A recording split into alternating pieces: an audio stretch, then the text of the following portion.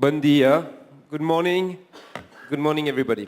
And thank you for being here at this time in Barcelona. It's very early, so we think that we will be joined by our colleagues that are still in the hotel. Today we will have a very intense agenda after these first 2 days. First of all, let me do some housekeeping. There are some translators, and you can find the different language, 4 for Catalan, 5 Spanish, 6 French, and 7 English. I think that in this session we will speak mainly in English, maybe in French, and in Catalan. So use your headphones.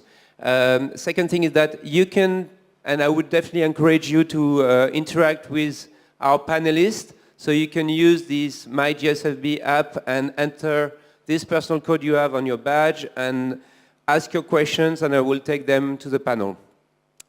As for today, we will start with this sailing what's next, and I'm going to introduce you to the panelists in 2 seconds. But after that, we will be followed by a conversation with Oscar Pistorius, and that will be followed by a conversation with Lord Coe, the chairman of London 2012. And after the networking break, there will be 2 very interesting sessions about what's next in TV versus web, and the developments in stadium as far as the fan experience is concerned. And after lunch, we will address the last part of this 2.5 days forum, the new frontier, globalization of brand sponsors, and gambling in sports, how much is it good for business? And last, after the last networking session, the closing session will be dedicated to the creation of the champions of tomorrow. So as you see, quite intense program for this third day. But let's start right away with our session, Sailing What's Next. I'm going to call our panelists one by one, and I would like to start, ladies first, with Anna Corbella. Anna, please join me on the stage.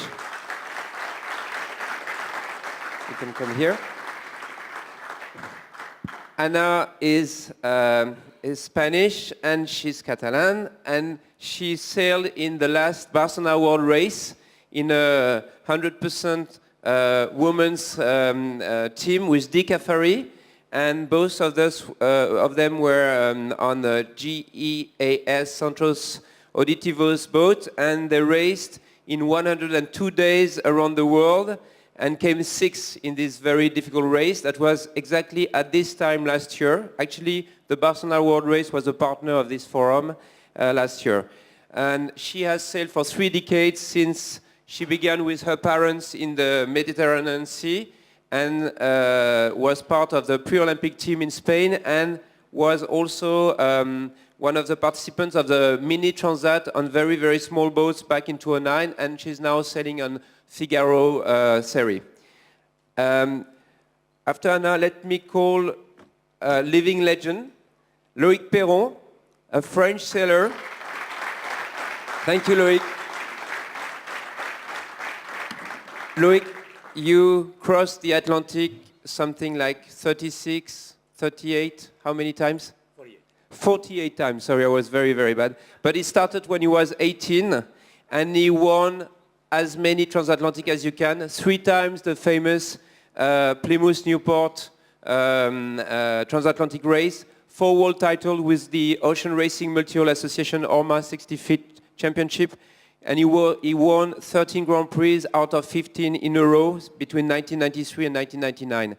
And he was the winner of the previous Barcelona race. It was a little bit ahead of you, I think a few days ahead. And his most recent unbelievable record is the Jules Verne Trophy. He raced around the world in 45 days, 13 hours, 42 minutes, and a few seconds, I guess. And 55 seconds. So just to give you an idea, this is exactly as if somebody was racing a marathon at the pace of Usain Bolt. This is exactly the same kind of record that Loïc broke with his team. And last, he's managing with his brother Bruno the French challenger in the America's Cup energy team. And he's also a very fine designer, and he works a lot on technology, engineering, and is one of the people who invent the sailing of tomorrow. Now let me introduce you to Mr. Russell Coutts. Russell, please come along. Russell Coutts is another living legend. Welcome, Russell. He is a New Zealander. He was a youth world champion back in 1981 when he was really, really young. And he was an Olympic champion, gold medalist in Finn in the Los Angeles game. So the Olympic city of Barcelona is something that he knows. He raced in Barcelona 92. And 92 was a very important year for Russell because this is the time he joined the America's Cup family, starting to be part of the New Zealand team. And since then, after having been 3 times the match race world champion, he has been the winner of the America's Cup 4 times, which is absolutely unbelievable. In 95 and in 2000, then 2003, and most recently 2010. And as you know, the winner of the America's Cup becomes the organizer of the America's Cup. And Russell is not only the helmsman of Oracle Racing, but he's also the one in charge of bringing the America's Cup to the next level. So welcome, the 3 of you, to Barcelona. And thank you for having made the effort. Russell flew all the way from New Zealand to be with us today, so I really thank him. And Loïc was trapped into some difficulties to come from France, which normally should be easier, but thank you Loïc. Thank you, Anna. At the Global Sports Forum, we should pay tribute to the America's Cup. You know that the America's Cup is the eldest trophy in the international sports. It was founded back in 1851. And it was, let's say, the first global event that captured the imagination of generations. He has been raised almost every 4 years since then, and it has always gathered the most powerful people to back the best teams and the finest sailor around the world. It's the pinnacle of sailing, and it has a very, very long-lasting heritage. But it's now in a moment which is very interesting because it is changing completely. He's been brought back to the US by Russell and his team, and now he will be sailed in San Francisco, very, very close to the Silicon Valley, and with a completely different mindset, bringing the America's Cup to the 21st century with a lot of things, a very exciting proposition to be made to the new generation. So today, I would like to invite our panelists to address a few important elements that are happening in sailing. The first thing is sailing is a very different sport. Sailing is apart from any other sport, and it is linked with the ocean, with nature, with the sea, and with very special element that you have to have a boat to sail on, and it is about technology, it is about innovation, it is about designing, it's about fine sailing. Second one is about this heritage and the future, the need to innovate and to change in order to keep in touch with the fans. And of course, last thing, and I think it's very, very important, is what is really the future of sailing in this new proposition, how far sailing can match, compete, and be part of the Tier 1 league of events like the FIFA World Cup, the NFL, or the IOC. So just to start, let me come back a little bit on your background and experience, just to tell us from your experience. Russell, you've been an Olympic champion. You've raced all the America's Cup. You've raced almost on every type of boats. And now you are in charge of the new America's Cup. What do your experience tell you about what it is necessary to do now in sailing to make it still a very different sport, but in the new era? Well, thank you, Luciana. It's, I think sailing has got a long, rich history. There's been many fantastic races over many years, but when you think about where sailing was until recently, it's not such a massive leap in imagination to realise that more of the same was not going to work. And frankly, when I look at the way sailing was televised before recent times, there were many delays in the racing. The racing took place in slow boats. Frankly, the broadcasters, the television broadcasters, did not know how long the racing was going to be, and it's pretty hard to imagine that going to a broadcaster and not being able to tell them how long the television program needs to run for. So clearly we needed to make some changes, and I think what we're seeing in sailing today is a real revolution to reinvent what a lot of us realize is a wonderful sport. Loïc, you've been racing on every kind of boat. You won everything in every kind of boat, from the multi-hull to the single-handed race, monohull in the Vendée Globe. I didn't win yet the America's Cup. I already lost it against Russell 2 years ago in Valencia, but not winning, not yet winning. So what's your vision about your background is more in adventure sailing. Now you're really trying to get to the America's Cup as well? Yeah, I had the chance to race around the cans when I was young and even on multi-hulls. I guess the interesting thing is, Russell is right about that, and around this table you can see what's happening in the sailing area.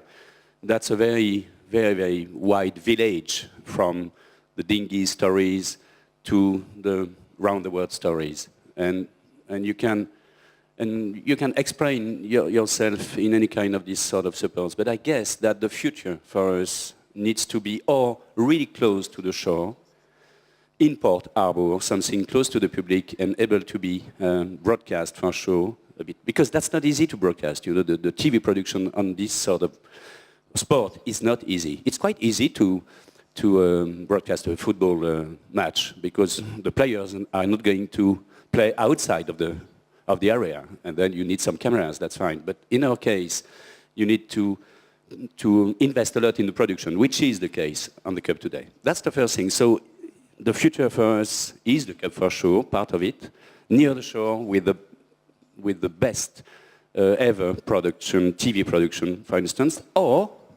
and far from the eyes, but close to the heart. That's the thing we are also playing with around the world, the adventure. That's another part of the sailing area we don't have to forget. And both of them are today working together, I guess. Especially in my case, I have the chance to jump from one game in the Cup to the other one around the world. And I guess both of them are doing these values, which are very, very rare, and which are existing in the sailing area. So, Anna, the America's Cup came to Spain, thanks to Russell, and it was raised here for a few years, meaning that it was close to your eyes, to come back to Loïc's point, but you decided to sail away and did this Barcelona race. What is your point of view about this different type of sailing? Well, sorry, I'm going to speak in Catalan if it's okay. For me it's easier to explain.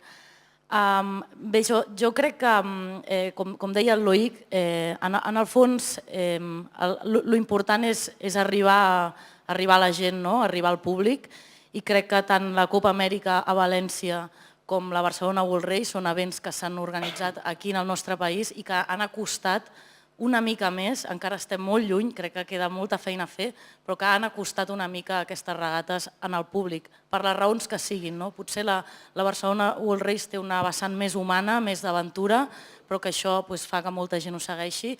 La Copa Amèrica té un punt més tecnològic que també pot atrapar moltíssima gent, i crec que ha sigut així, almenys a mi, jo, tant com a persona que he viscut la Barcelona World Race des de dintre, com que he pogut seguir la Copa Amèrica o el rècord que acaba de batre el LoïckPeyron, crec que avui en dia els mitjans de comunicació han fet un gran avenç amb això, hi ha unes comunicacions al·lucinants, la regata que ha fet el Loïc, el rècord que ha fet, s'ha pogut seguir diàriament, i això és increïble perquè tu des de casa pots seguir una regata que està passant a l'altra punta del món, i això és un gran avenç i crec que hem de seguir en aquesta línia perquè la vela sigui un esport més popular i més accessible a tothom.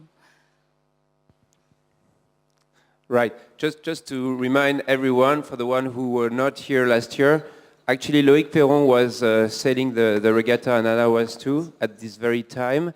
But Loïc was part of one of panel thanks to the technology, and actually he participated to the Global Sports Forum from where he was, which means that the new technology helped us to be very close to those sailors that are very far. So, Russell, do you think that for you, who is really a specialist of the America's Cup and the Olympic regattas and maybe more the offshore, the inshore regatta, the close to the shore regattas, do you think that there is much difference in the way people perceive and expect something from the America's Cup from what they expect from sailing around the world? Oh, sure. I think Loïc summed it up pretty well. You know, one is more focused as an adventure. The other one is a short race. It's like comparing a sprint to a marathon in many ways, or climbing a mountain maybe. But that's the fascinating thing about the sport. There is a lot of different avenues as a sailor that you can compete. I must say that the changes that we're making to the America's Cup is really, I think, bringing a younger type of sailor into the game. You know, I mean, Loïc and I and Anna, in some ways, have been around quite a few years, and it's great to see that there's this new format that's going to allow young Olympic sailors to really lead the sport, I believe. So, Loïc, we can see a photo of the new wing sail catamaran. I will come back to it in 2 seconds, which is a new format of the America's Cup, which is a complete revolution. But before doing so, I would like to ask Loïc, because you've been one of the pioneers of this kind of sailing, even if you sail all around the world and you sail on the monohull for the Barcelona race. Your DNA is multi-hull, and also you've always been fascinated by the America's Cup. So you're kind of the synthesis of all that. Tell us a bit about your feeling about the multi-hull now being the format of the America's Cup. I think you had that in mind for a long time. Yeah, for sure, but that's not because Russell is here, but I have to say thank you to him and to Larry Ellison, because they are doing, since 2 years now, a tremendous job. They are reinventing a game, reinventing a product, and you were talking about DNA. The DNA of the America's Cup is a century and a half years old, and they are protecting the DNA. But we knew that these old women needed a big lifting. And they are not lifting the woman, they destroy it, and they are rebuilding now. They killed the mother, and they are reinventing something new for the new era, the new century. And the multi-hull was part of that, for sure. That was, Russell could say to us when he did the choice, but or not, it's still a secret. But whatever, it had to change like that. Because, as Russell said, the new era is for young people, even people who are not existing yet today. We are to think for tomorrow. And we have some enough white hairs on our little head to think about tomorrow. Even we both have the chance to still helm sometimes these sort of boats. That's our boat right now. But I'm pretty sure, and I know that in the future, maybe next week, I will not helm anymore. I will be only the skipper or only the coach or whatever. But that's so interesting to be part of this future, and we try to work together. But after that, multi-hull. Why multi-hull? Because when you are talking about sailing, that's exactly like if somebody here in the room say, "Oh, I'm also a sailor." You can't say that to a pilot. You know, you see the Formula One driver, and you say, "I'm also a driver," because you have a car. You can't say that, and that's the same. We need to be a bit more focused to the difference between these high-level skills you need to be able to pilot this sort of boats, multi-hull especially, rather than sailing. Sailing, everybody loves to cruise and to sail. Everybody knows how to sail, but few of them know how to race and to win. There is a major difference. And the major difference is it's easier to see on multi-hull, I should say, because each time you do a mistake, it's a bit more spectacular. You can capsize or whatever. We had some very good moments. We're going to see some pictures. And I guess the material for that is very interesting. And because speed, in any kind of other sports, we know that you need to be fast. And to be faster than anybody else is not easy, because that's the difference. So that's why the choice of the material was very important for the pinnacle of this sport, which is the cup. So before going back to the America's Cup, I would like to show you a very, very quick race around the world, and we should have a video of Loïc's... A record. The record. Ah, yes. Yes. Yes, so that's the last record we've done. That was a few months ago. I had the chance to be, and I can talk on the footage if you want, on the image, because... Can we have the video? And, you know, there are some records like that. The Jules Verne Trophy is a 20 years old record. Bruno, my brother, already was the first one to beat it by doing a round-the-world trip in 79 days. And 20 years after, we did the same trip in 45 days.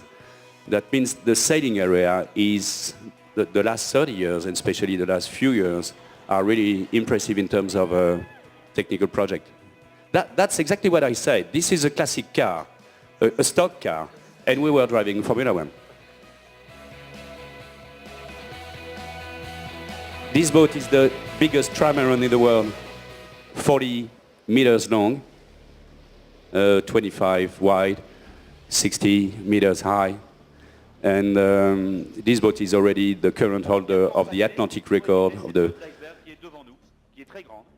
And near New Zealand, just after that, just after your country, Russell, we met a big area of ice everywhere, which was a bit scary, especially at night, because when you are reaching at 35, 40, 45 knots at night, it's not easy to slalom between the bergs.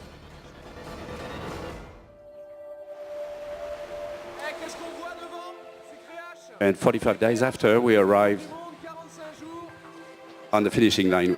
That was a great moment.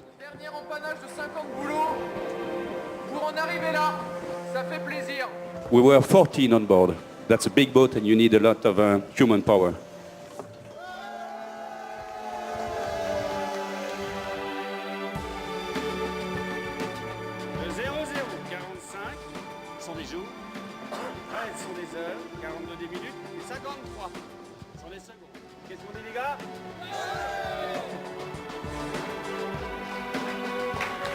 Thank you.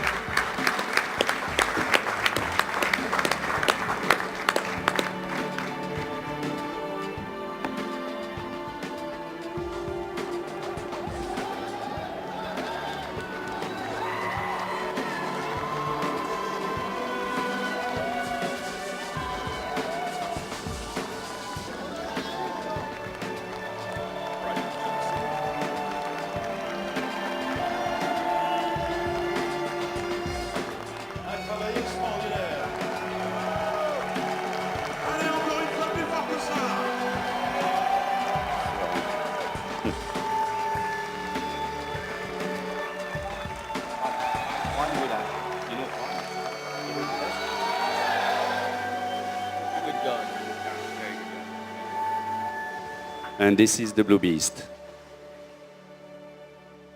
Voilà, merci. So, because I think it's quite interesting to compare, I propose to switch right away to the footage of the America's Cup, and then we will discuss about the transition between this giant and those great Formula One of the seas that Russell has prepared for the next America's Cup. Can we have the video of the America's Cup right away, and then we will have Russell's point of view about the future of sailing.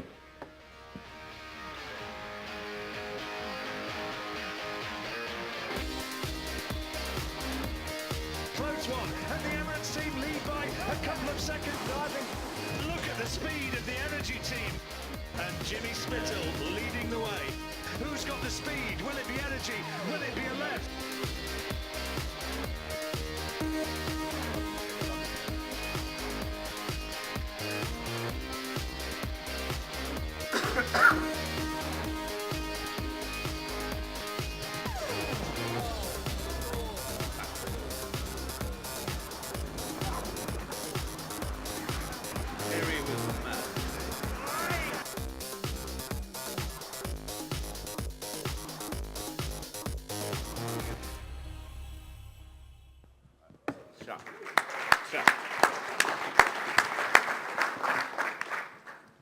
Well, I think it's good that those icebergs disappear at night, Loïc.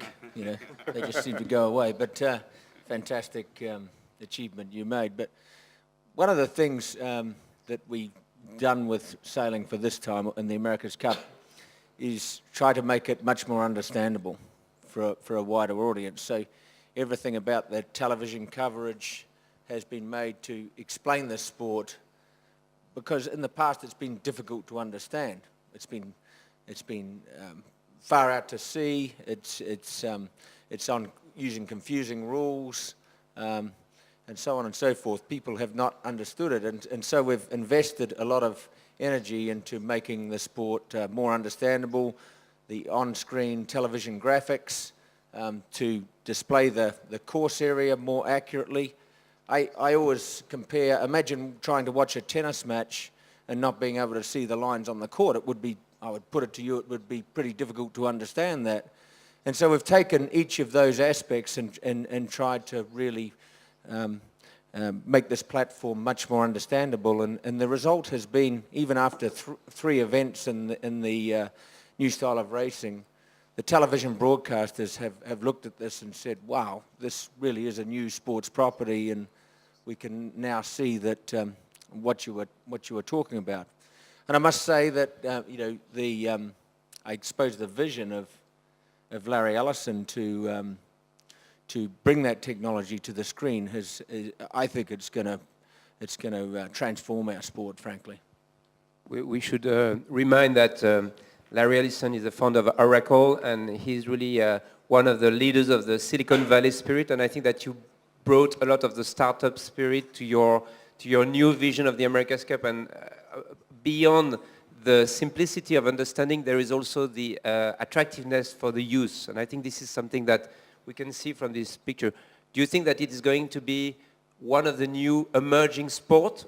And we are talking about the oldest trophy. Do you think you can do this kind of switch from the eldest people to the youngest? Absolutely. I think in the future, and we're already seeing it in this new format, you're seeing some of the great Olympic sailors like Ben Ainslie, like Ian Percy, like Nathan Uttridge, these young people that are coming in and starting to make their mark, and I would imagine very quickly dominate the sport. You know, up until now, there has been a lot of, shall we say, older people involved in these boats, and now with the boats becoming much more athletic, you have to react much quicker. It's bringing in this new style of sailing.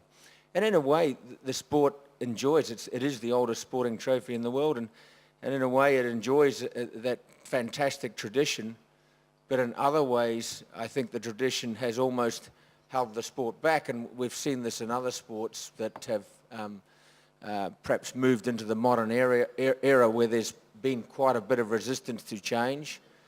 But I look back and for example, catamarans are not new.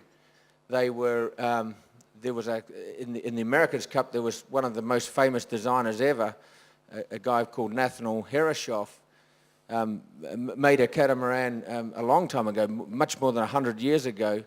He raced it in one of the New York Yacht Club races, and all of the owners and officials banned the catamaran because of course it won. That sort of tradition, in some ways, I think may have held the sport back, over many years. It's great to have it, but in other ways, it has almost acted as a brake. So Loïc, you've always been fascinated by speed and fast boats. Now you must be a happy man to be able to imagine challenging on this new stage. Yeah, but also because I love to learn something new every day, and in this special case, the clever thing the organization, and especially Russell, did is, as you see on these pictures, these boats have sails for sure, but especially they have also a wing sail, which is a complete wing, and you saw that in Valencia 2 years ago with the big trimaran Oracle. And And that's, in terms of technology, that's really impressive, really interesting. And that's also very interesting in terms of sustainability, because as you can see, a few months ago, we did the round-the-world trip in 45 days, only powered by the wind. Today, these boats, the fastest boats, I should say, in this size, are also only powered by the wind. And that's a symbolic thing, I think. There is the technology, which is for the sport, for sure, and we need technology, we know that. That's part of the values. The backstage of the Cup today, of these events, the next one will be in Naples in a few months, and then Venice, and then Newport. And you have to see what's happening. That's like the Formula One, but that's a lot more open than the Formula One today, which is a lock village. And that's very interesting to see that. And so there are a lot of things like that. So I discover how to sail this sort of wing. Have a look to this picture. That's really impressive. Even I'm doing multi-hull since decades. I discovered that 6 months ago. I knew that it was existing, but I never had the chance to do that before. And again, thanks to the Cup, to be the head of the pyramid we need for the sailing area. Russell, Loïc just mentioned the fact that there will be a regatta in Venice, and we all know that the America's Cup will be staged in San Francisco. Can you tell us a little bit about this footprint? Well, one of the things that's fortunate, the sport is fortunate, obviously each of the races is on the ocean. And it's a way to connect or to reconnect many of these iconic cities with their ocean. And I know in the case of San Francisco, many people are saying, oh, you mean to tell me you're racing this race inside San Francisco Harbor? Because it's never really been done before. So we're racing it right outside the city front in Venice. We're finishing the race off San Marco Square. We're bringing it into these places, which actually makes it, in my opinion, more interesting for the athletes and more interesting for the commercial partners and fans that are at the venue. So you're building stadium in the cities for sailing, in a way, virtual stadium? Well, really we're just, as I said, reconnecting some of these cities with their waterways. There's a big tradition, I think, with many of these cities and a big connection with the ocean. And many of these cities want to have a relevance with or a new relevance with their harbours. And I think it's a great opportunity. It's one of the, shall we say, the benefits of our sport is that we are we can go to nice places and really sail in these iconic cities that I think produce a special event. So the America's Cup has been for a long time a game between billionaires that were dealing with their own money and putting their own money on, let's say, private teams. Now you have built a proposition that looks like a real strong marketing tool aiming at reconnecting the youth and showing a very strong show that can be broadcasted and connected through all the channels, the digital channels and so on. So what is the business situation of the America's Cup for today and for tomorrow? How is the situation with the different teams participating, the sponsors? How do you see that happening? Well, you are right. The objective has been to create a sustainable platform, and to make it sustainable, you obviously have to have a model where the costs are less than the commercial value. And in the past, the America's Cup's been funded by very wealthy people. That's actually been part of the heritage. When you look back, people like Ted Turner or J.P. Morgan or Raul Gardini or Alan Bond, or in the modern case Larry Ellison, have had these teams and have spent a lot of money. There's been some fantastic sponsors or commercial partners that have been part of it as well, but really the teams have been too expensive. And I would suggest we've made a lot of changes to reduce costs, but there is still a way to go. I think we need to reduce costs further and have these races more regular so that we can increase the visibility and increase the commercial value. So Anna, do you see yourself selling in the America's Cup soon? Bé, no crec. De moment els meus objectius van cap a un altre lloc. Sí que crec que és una regata que, com ha dit el Russell, s'ha simplificat d'una forma que és molt més fàcil de seguir, és molt accessible per la gent que no sap navegar, i això crec que és molt important per poder viure i per poder tenir una difusió important d'aquesta regata, que és molt important, no? Per la seva història i pel que representa. I jo, com a espectadora d'aquestes regates, doncs, crec que això, el que he dit abans de les tecnologies que hi ha avui en dia que fan que aquesta regata sigui accessible, aquesta i moltes, des de qualsevol punt del món, i que la gent se senti identificada, sobretot. Jo no sé, per exemple, recordo quan el Loïc, el tros de vídeo aquell que es veu que estan amb els icebergs, jo recordo gent que em trucava per telèfon i em deia però has vist on estan? I realment arribes a patir, no? I pateixes i dius, ostres, és que estan en un camp de mines, i això jo crec que és on s'ha d'arribar, que la gent ho visqui d'aquesta manera des de casa i dir, ostres, anar-te'n a dormir pensant aquests tios estan allà baix i ho estan passant malament, o mira, demà hi ha una regata de Copa Amèrica i vull veure la final, i això crec que és accessible a gent que no sap navegar, tot i que crec que la gent hauria de navegar més en el nostre país almenys, però que sigui accessible a gent que no navegui també és molt important. So, to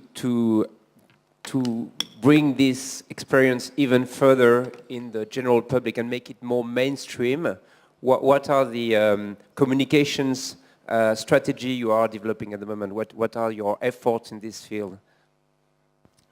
Well, as I said, the main focus has been to create a platform that's much more understandable, much simpler, simpler rules. Can you give an example? What is a simpler rule?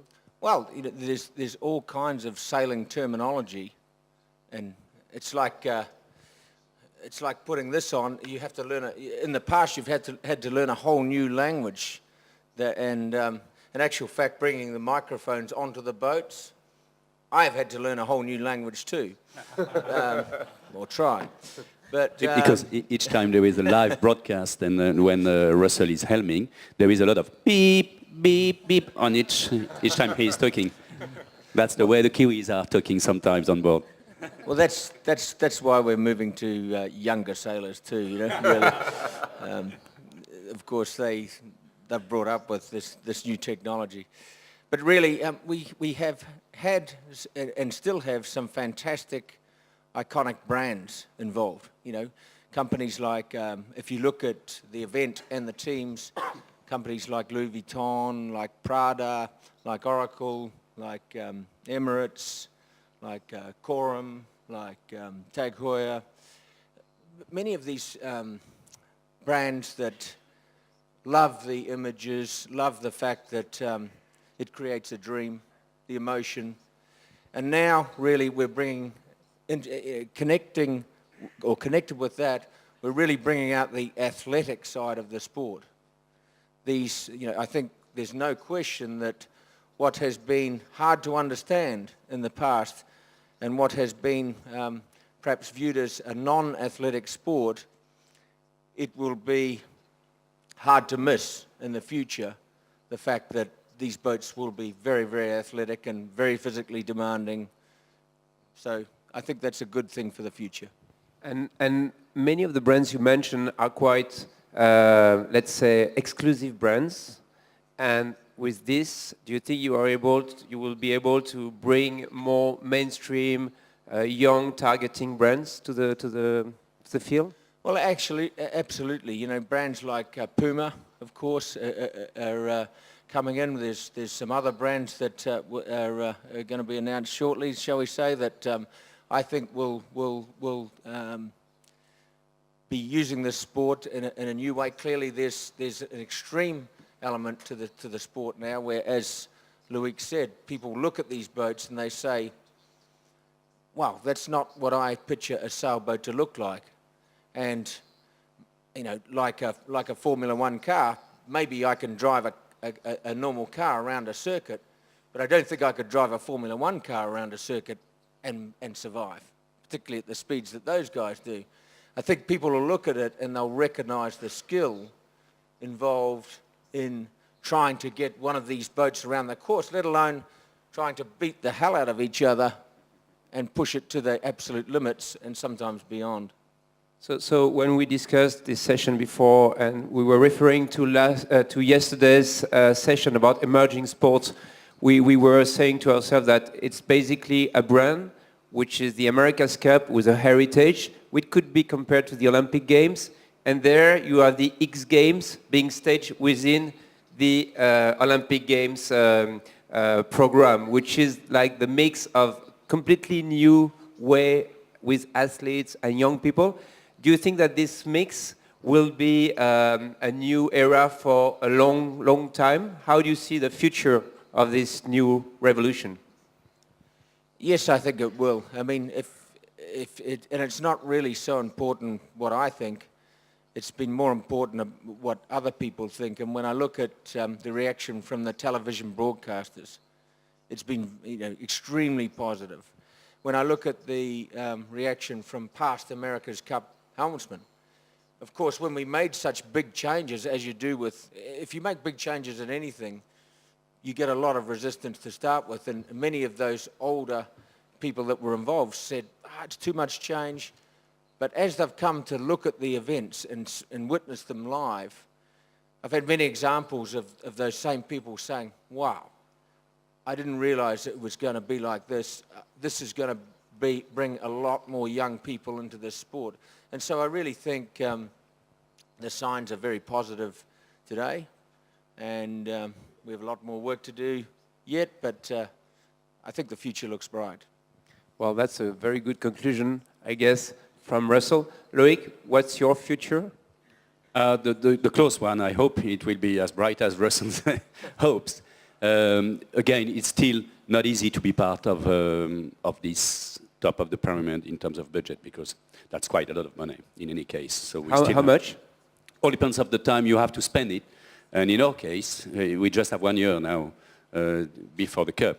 So it's not too much. It's a lot far. You have different different ways to arrive and try to reach the Cup. That's you on That's Energy yes. Team? The new America's Cup is so new, and especially on mutual, everything can happen. You have big teams which are here to defend or to try to be challenger, few big teams, and you have small teams like we are, the smallest one maybe, able to be and to do something. We already did quite interesting races, and maybe our DNA, the multiple DNA we have in France, could be useful, very useful in big boats. But the big problem is still to try to sell the product. That's a new product, just maybe a year, and it's not yet well established on the commercial market. It's interesting when you look back too at the history that many times, more often than not, that the teams that spend the most money do not win.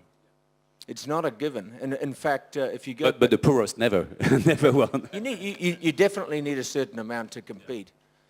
But when you go back to 1983 and you look at the results, often, in many cases, it's the teams with the fourth, sometimes even fifth biggest budget. It was not the case in the most recent one.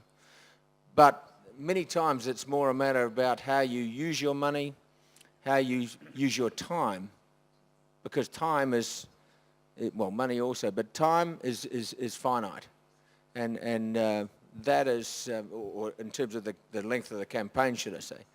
So this is very important, and I think that is the challenge with the America's Cup as a team, is to make the best decisions to use your time wisely. I think you did that very well, at least 4 times to win the Cup. I don't know, but I hope that you will do everything to retain it, and you will have a lot of contenders to take it from you.